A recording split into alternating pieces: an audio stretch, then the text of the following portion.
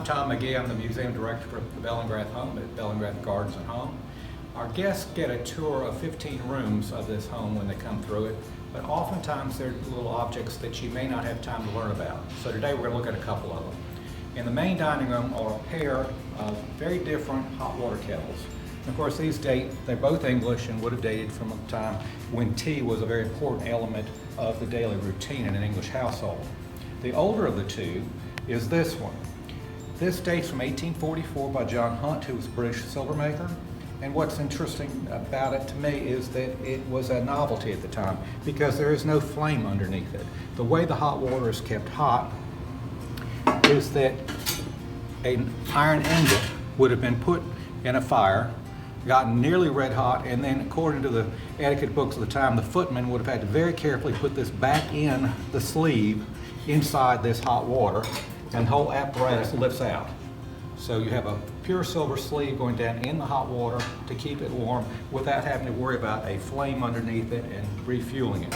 And again, this is 1844 by John Hunt. Second hot water kettle in the Bellingrath dining room is actually based on a design from the middle of the 18th century.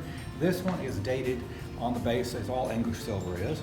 This is dated 1908 by a Thomas and Company, which was a firm in London on Bond Street.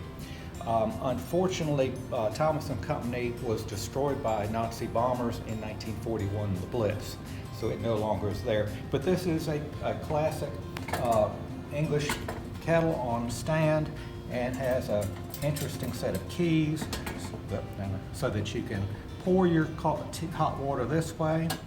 It would have been heated by a flame underneath in a small oil-filled vessel here.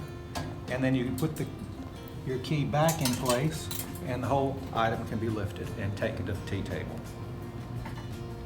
So there you have in the dining room two beautiful pieces of silver from very different eras.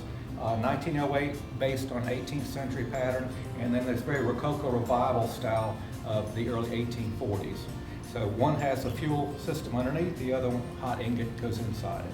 So there is a pair of very interesting pieces that you might not otherwise get the full details on when you tour the home.